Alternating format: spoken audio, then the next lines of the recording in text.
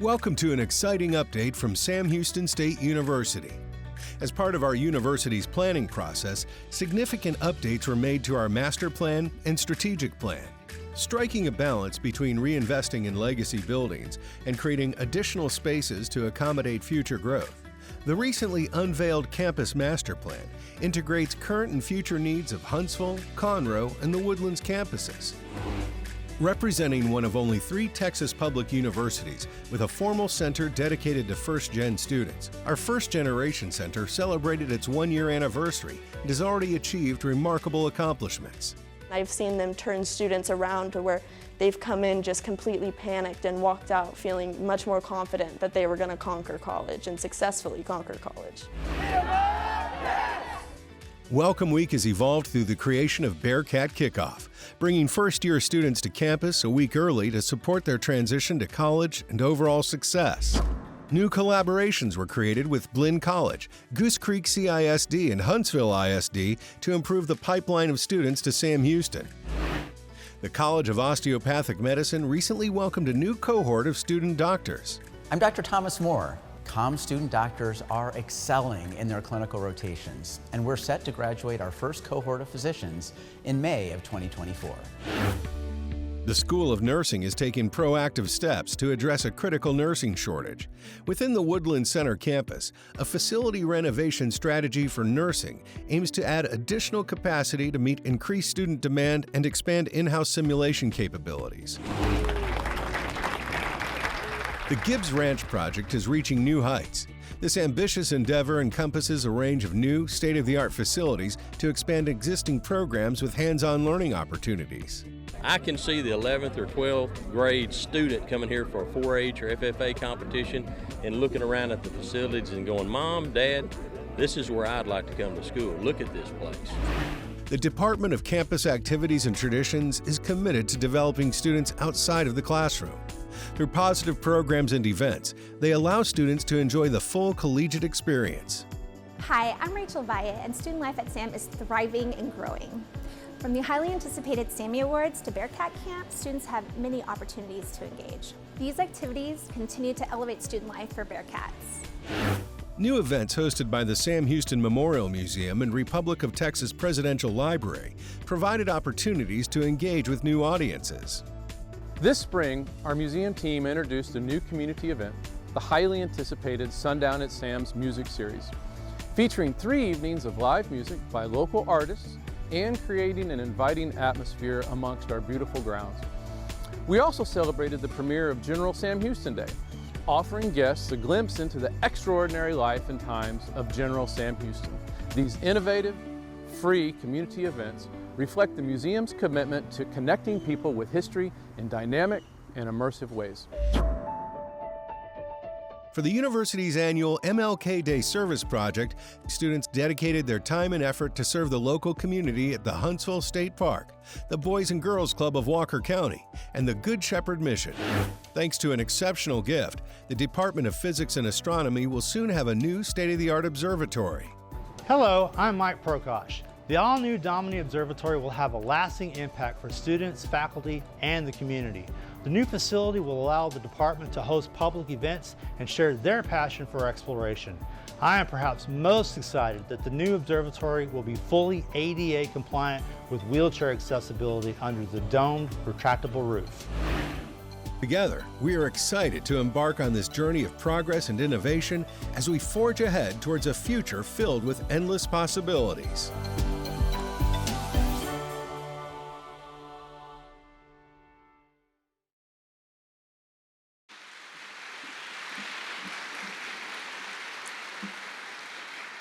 Aren't you proud of the campus? Aren't you proud of yourselves for that? I love the video. I'm really thrilled with the work that you're doing. So this is a family meeting. Come on down. There's plenty of room in the front. I know you guys are working things out in your own schedules and classes and everything, so come down and get comfortable. That's code for this will be a while. So you might as well be comfortable. So thank you to the IMC team for the great video highlighting some of the progress already underway on the strategic plan. I'm going to mention some more highlights in a few minutes, but I want to make some introductions. So this will not be a surprise to those of you who know me, but we do have new colleagues in the room, and I want to introduce my favorite human, my husband, Elliot Herzlich. Stand up, babe. Or shake, wave.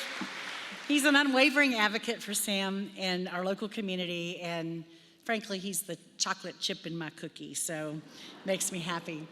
Every day I quote not every day, but I should, but every year, and I have for now 10 years, I've quoted Dr. Jolene Kester, my friend, and she's also right now the interim chancellor of the California State University system, and she said, leadership is collective strength used strategically. I love that, collective strength used strategically. We have immense collective strength because of your contributions and because of the contributions of the dedicated cabinet. And again, I want to introduce them to you because I know we do have a lot of new colleagues here today with us. So team, please stand as I call your name. They'll be seated on this side of the room. Dr. Mike Stevenson, Provost and Senior Vice President for Academic Affairs. And we'll hold all the applause till the end, so I'll get them all at once. Mrs. Amanda Withers, Chief Financial Officer and Senior Vice President for Operations. Dr. Heather Thielemann, Senior Vice President for Strategic Enrollment and Innovation. Mr. Matt Bethay, Vice President for University Advancement. Dr. Drew Miller, Interim Vice President for Student Affairs. Major General Retired David Glazer, Chief Strategy Officer. Mr. Jeff Harris, Chief Marketing Officer and Public Information Officer. Dr. McCartney Johnson, Deputy to the President, and Mr. Bobby Williams, Director of Athletics. I need you guys every day.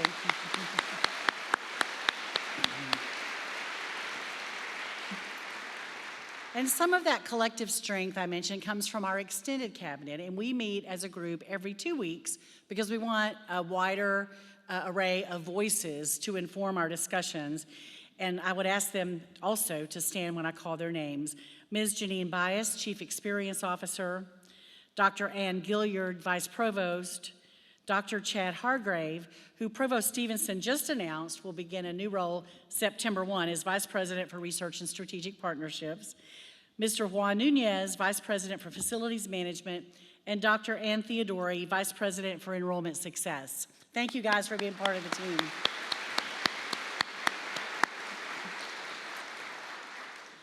And last but certainly not least, because they keep our office running, I want to introduce my colleagues from the office staff who are here for the work that they do in support of campus. And so you'll know their names and what they look like when you call and somebody answers. And so please, Jennifer Alexander, stand, Sierra Buffalo, and our famous student worker, Kaylee Hunter, that we're so proud of. Thank you guys for keeping us on the straight and narrow.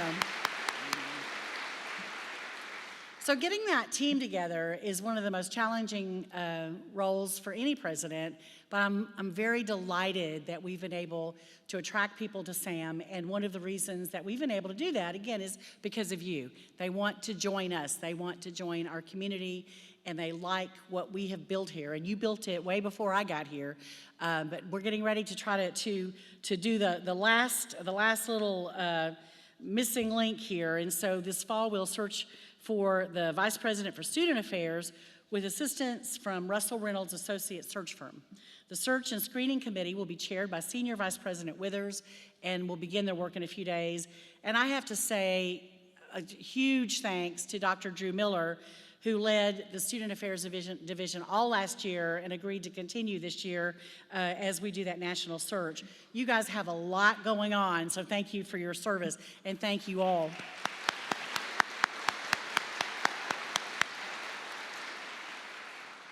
So I joke about this, and I really shouldn't, but I think, I've been in higher ed a long time, and there are a lot of jobs I can do.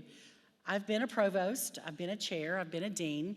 I have a business degree. I don't think I could be, I wouldn't do as good a job as Amanda Withers, but I could keep some things going. But one of the jobs I know I couldn't do is student affairs. I just know that's just not my strength. And so it is so important to me to have people with that hand on things who can guide us where we need to go. And one of those people who has worked so closely with Vice President Miller is Chelsea Smith. And Dr. Smith and the Dean of Students Office has implemented a new practice this year that has me really excited, and it's a restorative practice model for the Code of Student Conduct. Now, the word that's key there is restorative. It's one thing to take students who mess up and say, you're just out. But wow, I'm glad nobody did that to me. Thank goodness there was no social media when I was a student, right, in high school or college. But there are a lot of students who do things they shouldn't do, and they do it for a variety of reasons. And sometimes we can't help them. Sometimes they just have to kind of move on and do something else. But those who can do differently and make it and just get started on that right foot for the rest of their lives, we need to help them. And I'm delighted with this approach that really is restorative justice. It's not just kind of flipping a new page, but they have a process to hold students accountable, but creating a safe place for them to really have honest dialogue and try to work through problems. And so I'm really excited about that initiative. And it's not an easy one. It's much easier just to say, okay, this is black and white, and this is what happens, and you're on your own. So I'm excited about that. Now today, we officially launched the strategic plan. And I say officially because you've been working on it for months, and I couldn't be more pleased. The strategic plan and the campus master plan were both approved by the Texas State University system, and they are now maps to our future. So we had broad participation, which is one reason it was a fairly slow process, but I wanted something that people could buy into and feel happy about seeing themselves in the plan. And so we had, actually I shouldn't do this without asking, but I'm going to. If you had input on the strategic plan, you met about the strategic plan, you were on a working group, raise your hand. Yeah, see, thank you. Thank you for that work. And I feel confident that it's much better than we could have done if we just sat in a conference room and put something together. Now, the process is tedious, but it's important. You conducted SWOT analyses, you debated options, you developed a plan that has room for everyone, and I mean that. We're talking about students and faculty and staff, alumni, donors, friends, external stakeholders, people who hire Bearcats. There's room for everyone. That also means there's some overlap, and so as you go through the 4 priorities, and then you look at all of the goals that we will have, and then of course there's the implementation plan that will follow, there's some overlap. But the reason is you all can do something in support of the strategic plan that looks different from another department or another unit. And so if we were very narrowly focused, it would be very easy to leave people out of what they can do to take us to where we want to go. And so our goals align with our priorities, and they bring focus to all of our efforts. The plan also helps us allocate and leverage our resources. That's important. We have to get impact from the spending that we do. And in times when resources are plenty, we have guiding principles to follow as we make decisions about the best places to invest. In times that are tight, we can make spending decisions through reallocation, and we do that every year, and you do it too. But we can prioritize what we need to preserve by following our strategic plan. This year, most of our available recurring dollars have been allocated to merit raises. Sam Houston State University has extraordinary talent. I mean, really unusually talented people. And I would much rather retain the people that we have than lose people because of money and then have to hire new people. So this year in the budget hearings, presenters consistently put merit raises at the top or near the top of their requests. And that makes sense. And so we allocated 78% of our new recurring dollars to invest in you, our faculty and staff, who we know are the foundation to everything that we do. So if you say, well, we didn't have any money, we don't have any money to put toward the strategic plan, yes, we did. And we said that people are foundational to our success, that's important to our culture, and so that's where the money went, and I'm glad that we could do it.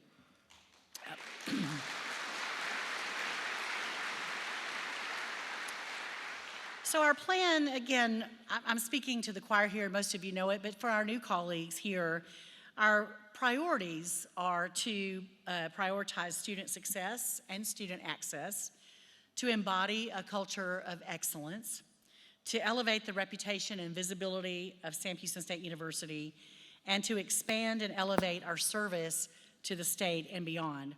And I appreciate your commitment to service. You serve your communities, your disciplines, your professional communities, and many of you have been recognized for your work. Brenda Fernandez, Associate Director for First Year Experience, was selected as a National Association of Student Personnel Administrators Escaleras Institute Scholar. Mike Yon, Director of the Center for Law, Engagement, and Politics, was named the International Professor of the Year by the World Affairs Council of Greater Houston. John Strait, Professor of Geography, and Ava, okay, I didn't think I needed water, but I think I'm gonna do it. I did something really dumb today. I didn't have coffee. That never happens. It was a bad leadership decision, I have to say. So I'm going to try that again because these star people need to have their names spoken correctly. So John Strait, Professor of Geography, and Ava Fujimoto Strait, Instructor and Lab Coordinator of Biogeography, received the 2023 American Association of Geographers Distinguished Teaching Honor. That's a national award. Gene Roberts, Associate Dean and the Director of Student Legal and Mediation Services, received the Suzanne C. Adams Award from Texas Association of Mediators. And Maureen Victoria, a visiting assistant professor in the School of Agriculture Sciences, was chosen as a 2023 Kika de la Garza Fellow for the United States Department of Agriculture. Congratulations to these and all of the faculty and staff who've won awards and recognitions this past year. That's just a few. That's just a few.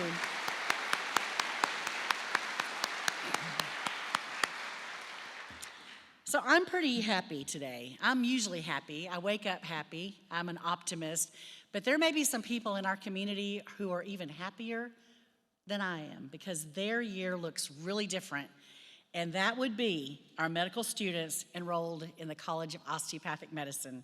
In a transformative move, the governor put funding of our medical school in the proposed base budget, and the Texas legislature allocated formula funding to our medical school. That state investment of $32 million over the next 2 years allowed us to reduce tuition by more than half. By more than half. Yeah. Woo!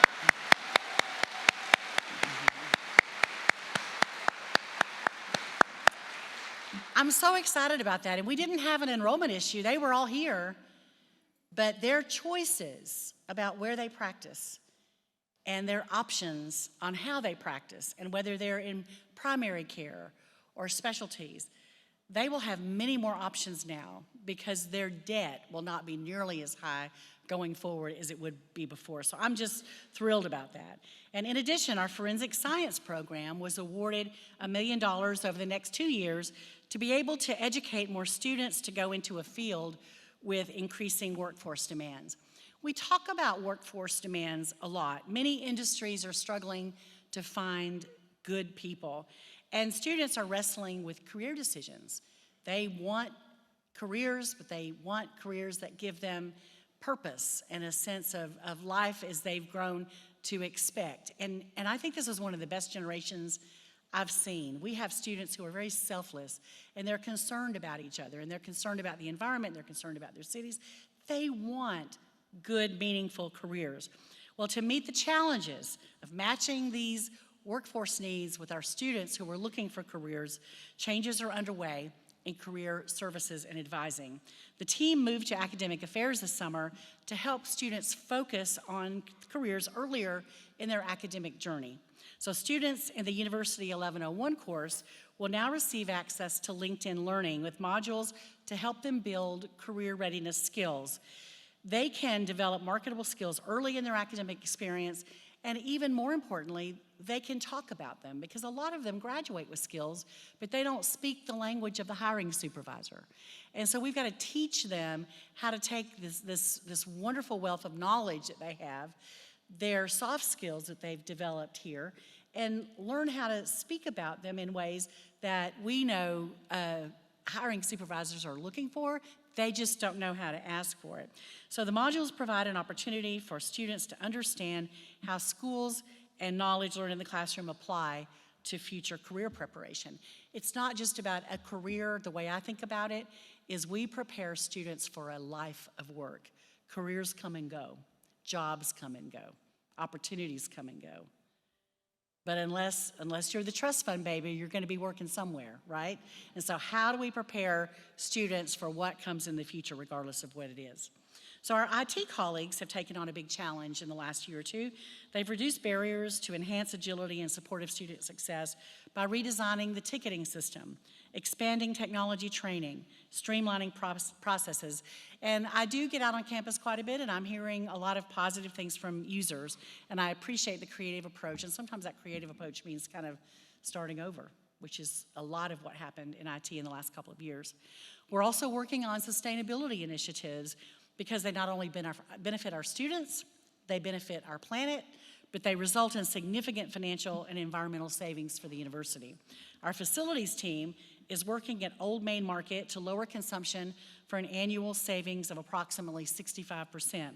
Additionally, Aramark and the School of Agricultural Sciences are working together to install a composter at Gibbs Ranch. Now, this is not in my remarks, but I would be remiss if I didn't do this. If you work at Sam Houston State University grounds or facilities, construction, I want you to stand. Please stand. There you go. Thank you.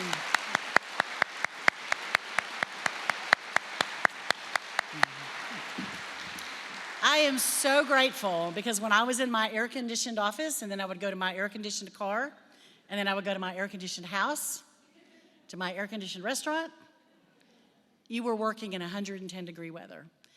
And I want to thank Vice President Nunez and Senior Vice President Withers for working with the teams to give them the flexibility to take care of themselves. But I want you to know that all of your work just kept us in top condition, but I know it was at a cost. And I'm very proud of the work you do and very thankful.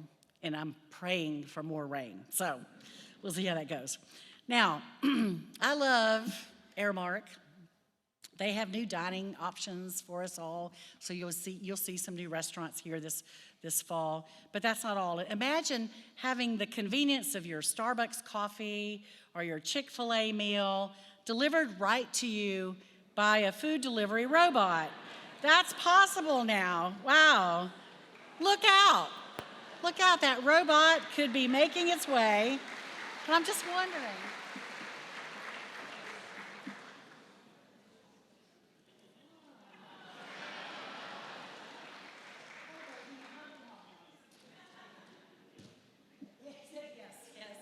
That is so cool. I think that's amazing. I'm going to do my best not to run over it, but we'll see how that goes. You know, if you've seen me drive, you know why I asked the question. So that is really cool, and technology still gets a wow. But sometimes technology can be challenging, and less showy, but maybe even more impactful is the arrival of ChatGPT. Wow. Other artificial intelligence applications we will be grappling with this year and for years to come. I mention it just to say that there are exponential changes in higher education and new challenges that I certainly didn't have decades ago when I started. I didn't have 2 years ago when I taught. And I can't imagine all the conversations and work that you're going to have to do to figure out how to harness the technology in the way that's meaningful for students and not lose what you need students to give you in a class. And so I'm confident, and I say this quite a bit to folks who are external, if you've never worked in a higher education community, you just don't know, but the intellectual capital is just unparalleled. So we've got the minds here to figure out how to use this and how to do this, and that makes me confident, but it's going to be some work. Now, Bobby Williams is here today, and we're going to go to our first FBS game this weekend as a full-fledged FBS team. We're going to go to BYU, and so that's going to be fun. But our athletes were really stars last year in a lot of ways. I want to brag on them. So the baseball team secured a spot in the NCAA regionals, marking their best performance since 2017. The Sam Houston women's golf team participated at the top level in the NCAA tournament, while the Sam Houston bowling team earned a place in the tournament, the national tournament, for their 9th consecutive year. The men's basketball team posted one of their most successful seasons with the most regular season wins in program history. They also earned the program's first at-large selection to the NIT, and equally impressive as we went through all basketball season without Patsy Collins getting a technical. I learned not to sit by her in a game, or they're gonna go for me. The Sam Houston women's track and field team placed second at the 2023 Western Athletic Conference indoor meet, the championships, and the department's, this is so cool, the department's overall GPA for the spring was 3.07, and 34 student athletes had a 4.0 GPA. They are students. They are students who are also athletes. Now, if you know me at all, you know I love to count. I was good in math. And one of the figures I love to count, I get this little report every week. As of yesterday, the University Advancement Team, with some of the help of those of you in the room, has raised almost, actually right at, $20 million in gifts and pledges. That's huge. Last year, we had just over 15, so that's a big jump. So thank you for all of you who contributed. And we've got, one more day. We got one more day in the fiscal year, and I know we've got some things pending, so. And I realize this is not the faculty and staff campaign, but we do have an offering bucket at the back. No. So the newly constituted Integrated Marketing Communications team is helping to elevate the reputation and visibility of Sam Houston State by focusing our branding efforts. And you've heard me talk about this for a couple of years. It took a while to get somebody, to get the funds, frankly, to get somebody in place and start working on it. But I'll tell you, I don't like, I hate the phrase, we're the best kept secret. I don't like secrets. I don't like secrets. I know that we have something that is so special, we can help students. They need to be here. They need this experience. They need to interact with our faculty and staff. They need a Sam Houston education because I know what's going to happen when they graduate. So I want everybody to come. I don't want it to be a secret.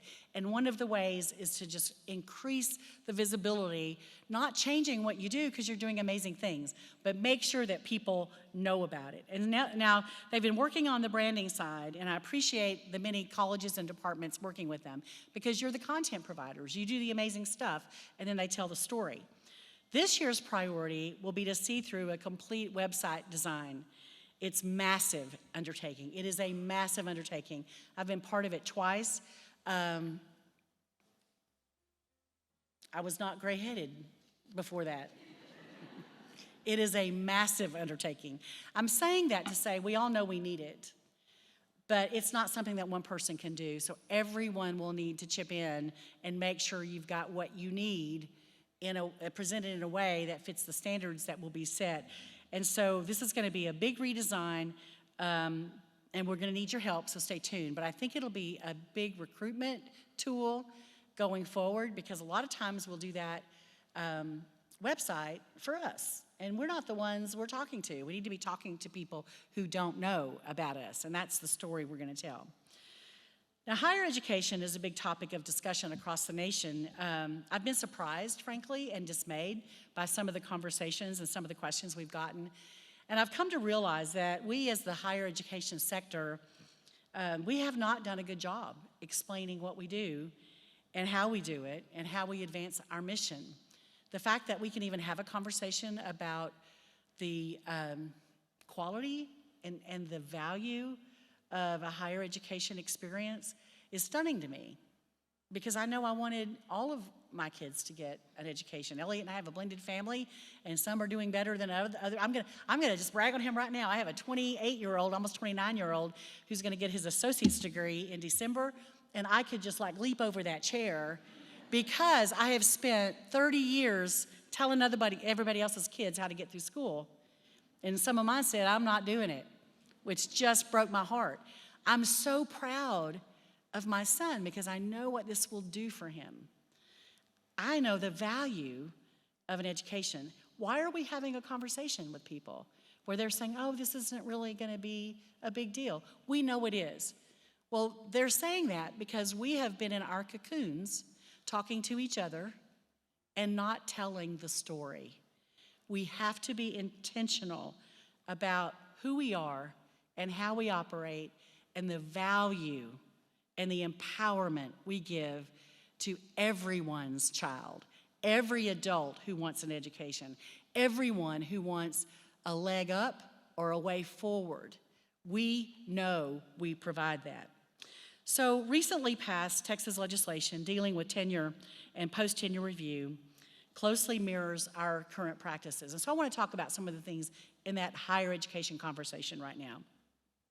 Our university has had robust post-tenure review policies and processes for years. This is not new to us.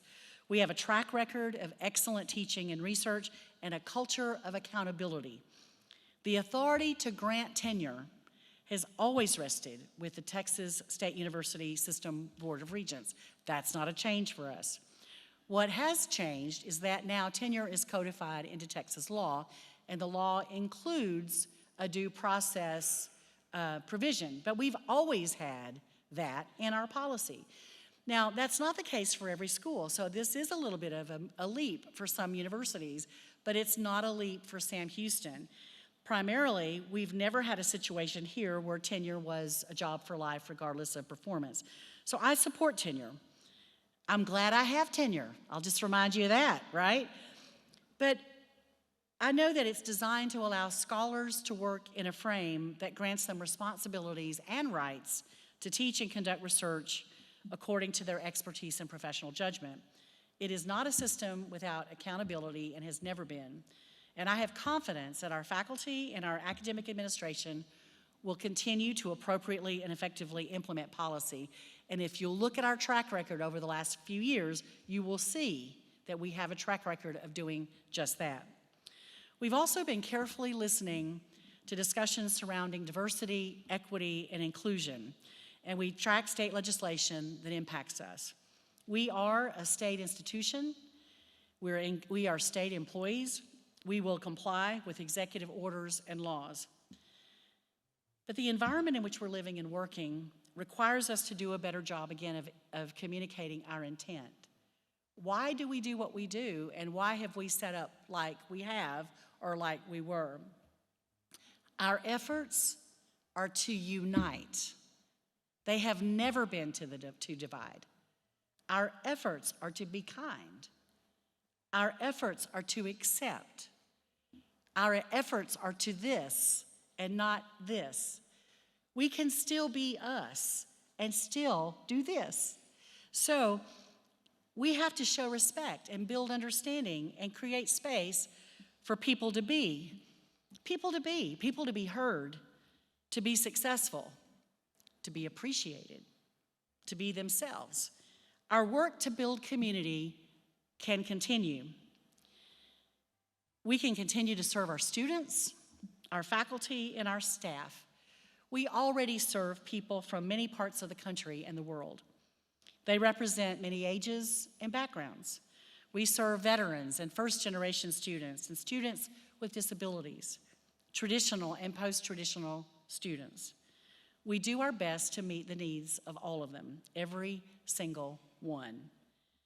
Thank you for the work you do. You're the key, and frankly, you're the difference because I don't interact with nearly as many as you do.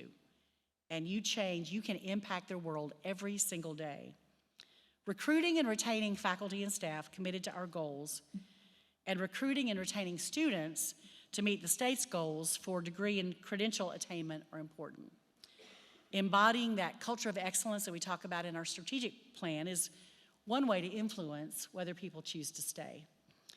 And so we can't control everything. I can't control what people say or do, but we have a great deal of influence on our own culture. Our commitment to building a community with a variety of personalities and backgrounds is a strength. So I want to tell you a story. Last year, Thelma Mooney, who was serving then as interim vice president for advancement, Thelma and I went to see Regent Charlie Amato, who's an alum, and then Gary Dudley, who's also an alum. They are owners, partners in SWBC in San Antonio. Huge company, national reputation. And we were going to go to lunch. They came out of a meeting, and Regent Amato was laughing. And he said, "Oh, we were disagreeing about something." And he said, "We have disagreed a lot." Now, they have been in business together for 50 years. And Regent Amato said, "We disagree a lot. Why would you pay," and this is a drop mic moment, "why would you pay 2 salaries for one idea?" I want that on every t-shirt we have. I want it on the screen. I want it on the buildings. Why would you pay 2 salaries for one idea? Chad Foster, who authored the book Blind Ambition, put it another way. He said, "Divergent thinkers help create something bigger and better than would likely be created otherwise." We need to have people with divergent ideas in the conversation. It doesn't mean that we rule by consensus, because we can't always achieve it. It doesn't mean that we decide based on a vote, because not everything is up to a vote. It does mean that we need to hear and we need to listen. So let me put it in context. My family loves to play games. I'm a lousy loser, just so you know. We love to play games, and at every time we get together with my extended family, we'll set up a game table and somebody is playing all the time. I've done that since I was 5 years old and played with my grandmother until she was 94, and she died when she was 95. As the children in the family grow up, we let them come to the table 1 or 2 at a time, and they sit at the corner, but we've got rules. They sit at the table, but they don't speak, they don't eat, they don't interfere. God forbid they have a question, they just look. Eventually, as they get older, you can move closer, right? They have a seat at the table, and the idea is we want them to learn, and then eventually they play. But their participation is limited, and I've seen that happen in higher ed over and over. We invite people to sit at the table, but we don't want them to participate, really. We really don't want them to speak. We don't want them to interfere. We're just checking that tally sheet. Oh, they were here. They're in my little data. So I think we can do better. And at Sam Houston State University, we can say we will have a culture of respect and make room for people to speak a variety of opinions, regardless of background and experiences. Now, again, it doesn't mean we work by vote. It doesn't mean we always have consensus. But we don't know what we don't know, and we'll never know if we're not listening. We have a lot of work to do. The nature of higher education has changed dramatically in the last 20 years or so, and the change has accelerated since universities across the country paused in March of 2020 with the start of the COVID pandemic. I thought I was through talking about COVID, I really did. But things are different. I heard a term today for the first time, the P generation. I've never heard that till today. You may have already heard it. It's the pandemic generation. Things are different, and I don't think they'll ever be exactly as they were. We've seen the results of accelerated change all around us. Apple's development of iTunes changed the music industry and how we purchase music. It changed some of that is why there's a strike in California right now. It has a rippling effect all the way through, if you think about it. So it changed consumer behavior. It changed expectations. We want that music right this minute. You tell me a song right now, and I'll download it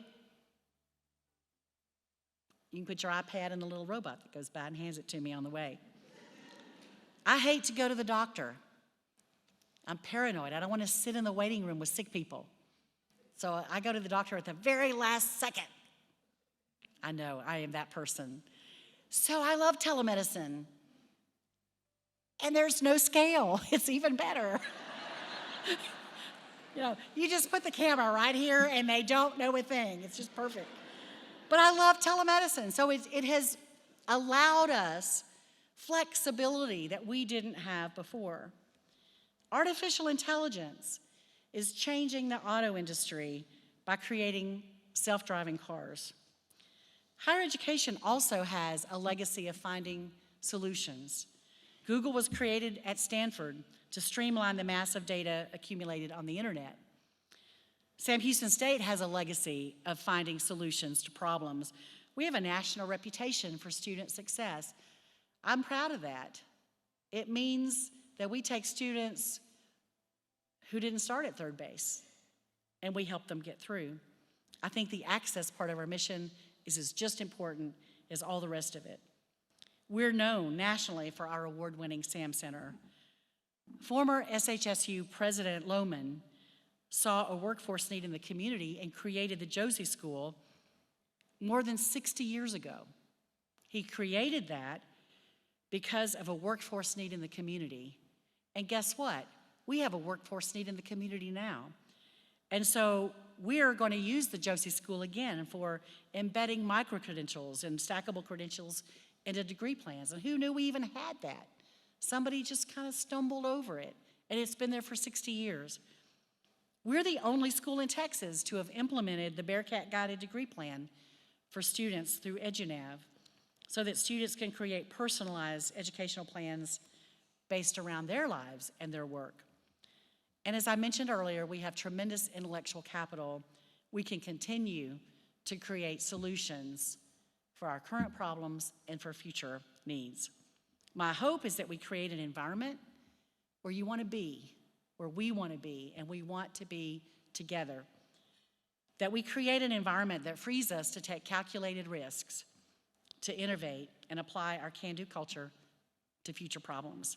That would be consistent with that strategic plan goal of academic agility. So no organization can be great without the collective efforts of its people driven by a shared purpose, which is in our case, student success. The purpose threads through every facet of our institution, spanning from academic achievements to the meticulous upkeep of our facilities and grounds. Our motto is the measure of a life is its service. I'll never tire of that because it's a great North Star. Thank you for helping keep it front and center. Thank you for creating an impactful university ranked for the second year in a row as the top in Texas for social mobility. That's an achievement we can hang our hats on, and I hope you have a great year. Thank you.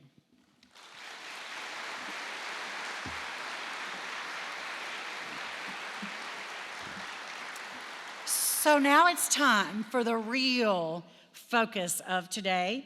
We want to present Sam Houston State University Service Awards along with the Faculty and Staff Excellence Awards. So as your name is called, please come on stage to receive your award.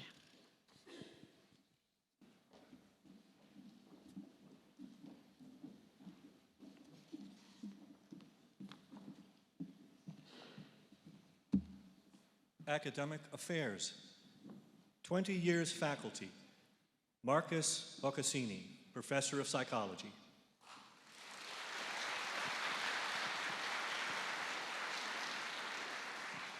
Bruce Hall, Clinical Assistant Professor for Newton Grisham Library.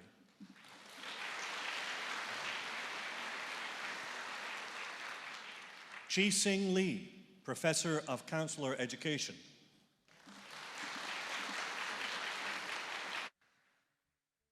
Ramona Noland, Associate Professor of Psychology.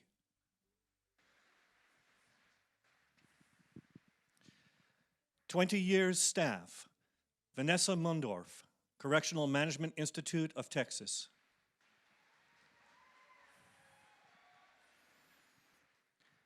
Brandy Jones, Academic Planning and Assessment.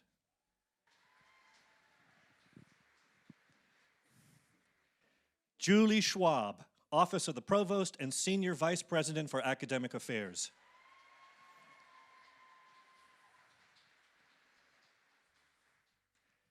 "25 years faculty. Ferre Butoir, Professor of Statistics.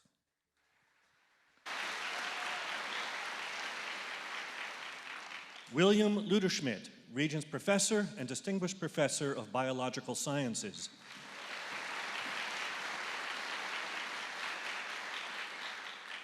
William McInturf, Professor of Music.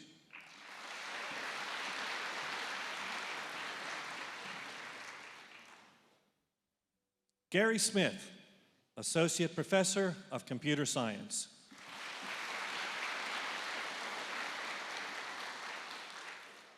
"25 years staff. Kimberly Childress, College of Health Sciences, Office of the Dean.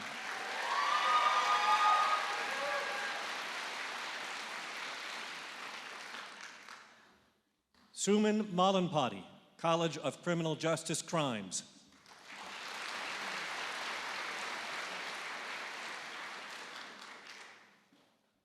Jacob Sprodlin, SHSU Online Operations.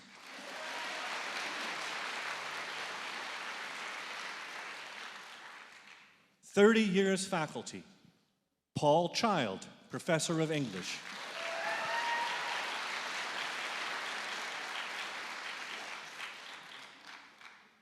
Stanley Kelly, Professor of Agricultural Sciences.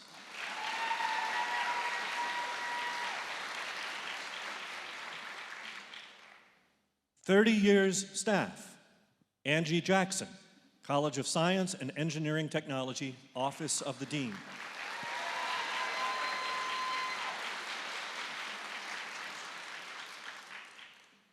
"45 years faculty.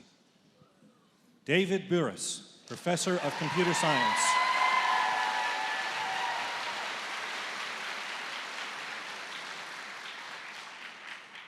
Athletics. 20 years. David Self, Head Coach of Track and Field.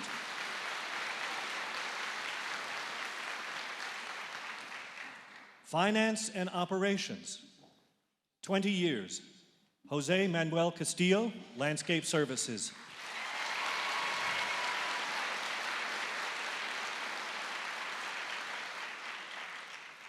Antonio Koss, Custodial Services.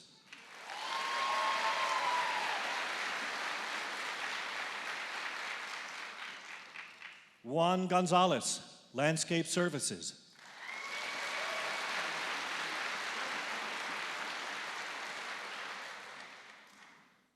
Larry Kolorek, Controller.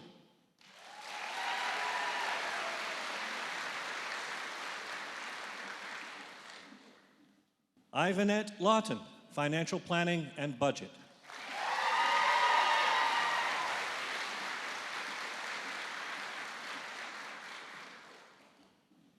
Lisa Lucas, Student Financial Services.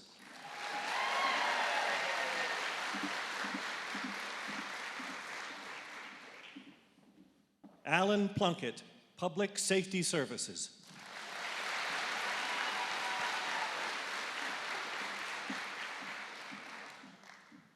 Sissy Wells, Payroll.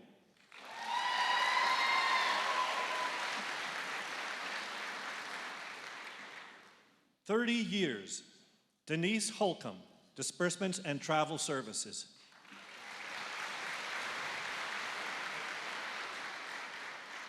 Strategic Enrollment and Innovation. 20 years. Jennifer Skanes, Office of the AVP of Academic and Research Technologies. Brian Tipton, Office of the Chief Relationship Officer.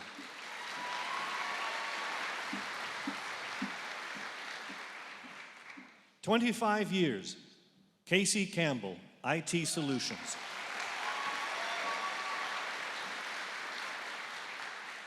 Lucretia Chandler, Information Technology.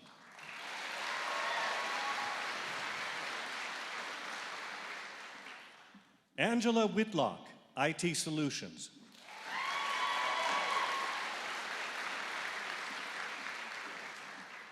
University Advancement, 20 years, Leah Mulligan, Donor Relations.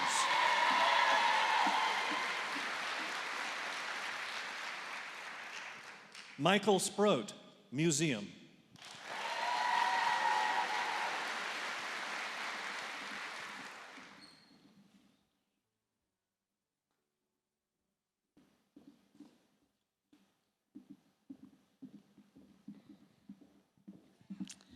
So I'd love to add all those years together. There's a lot of experience here. And now we're going to introduce and present the 2023 Texas State University System Regents Teacher Award. These honorees were honored at the Academic Awards dinner last week, and they got their plaques and all then. But they'll also be formally recognized at the February board meeting. And so Dr. Andrea Foster and Dr. Mary Patrone, will you please join me on the stage?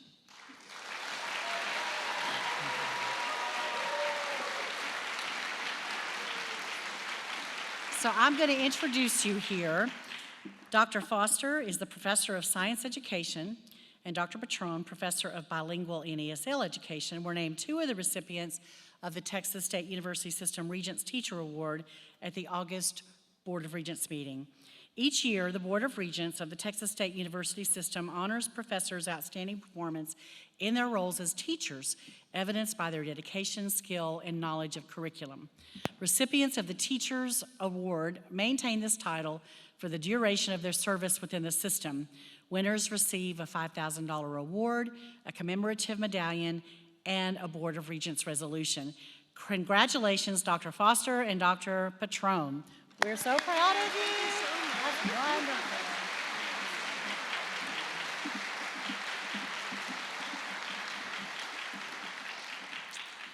And now it's time to honor the Faculty and Staff Excellence Awards recipients. The 2023 Faculty Excellence Awards were formally presented at the Academic Awards dinner as well. However, I want to acknowledge them again today in front of their colleagues. So please join me in front here as I call your name. Excellence in Scholarly and Creative Accomplishment, Dr. Helena Halmari, Regents Professor and Distinguished Professor of English.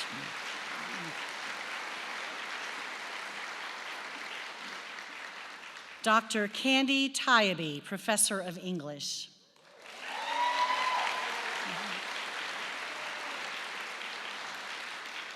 That's Excellence in Teaching Award. Our Excellence in Service Award, Dr. Lisa Brown, Associate Professor of Education.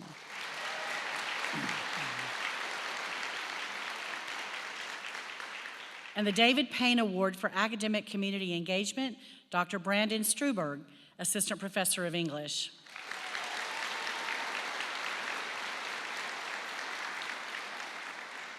Our non-tenure track Teaching Excellence Award, Ms. Adana Alexander, Clinical Assistant Professor of Public Health.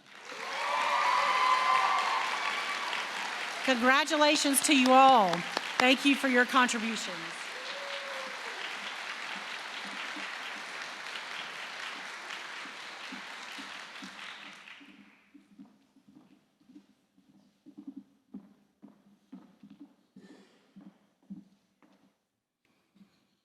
Now to recognize the 2023 Staff Excellence Awards recipients for their outstanding work at Sam Houston State University.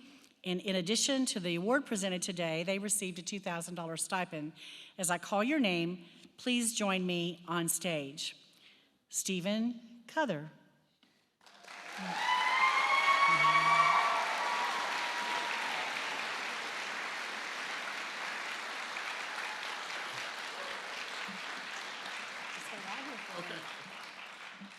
Now I call him Dr. K, so there was a change in his life when he got that degree last December. But Stephen is a program coordinator and instructor in the Department of Biological Sciences. He leads various programs and initiatives such as the Foundations of Science, the Education Composite Science Double Major Program, the SHSU American Democracy Project, and he's on the National American Democracy Project Steering Committee. He aims to provide students with the best possible learning experience and provide them with avenues to make informed decisions in and out of the classroom. One colleague remarked, Stephen is a campus leader and interdivisional, interdisciplinary collaborator. He's dedicated to the success of our students and various programs across campus, consistently making a positive impact. Thank you for your commitment. We're very proud of you.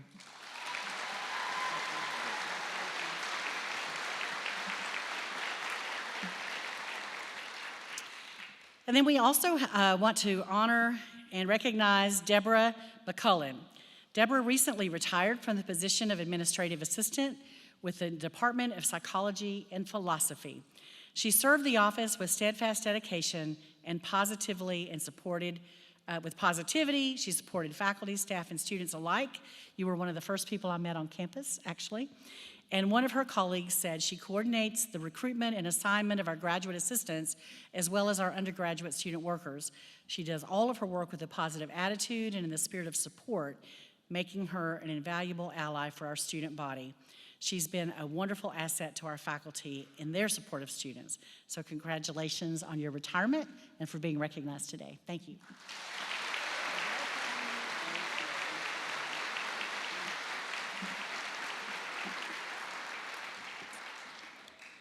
And you know, I mentioned that job I couldn't do in student affairs.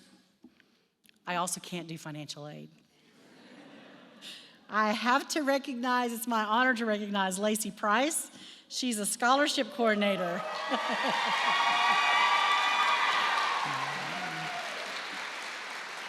Lacey's a scholarship coordinator in the Financial Aid and Scholarships Office, and through her work, she's helped numerous students access scholarship opportunities to help fund their education.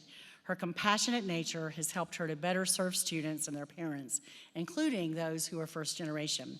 One colleague said, Lacey works diligently to ensure that all SHSU students are financially supported as much as they can be, considering how scholarships will affect financial aid, and she never fails to act in the best interest of our students, and we could never ask for more. So thank you for your commitment to them.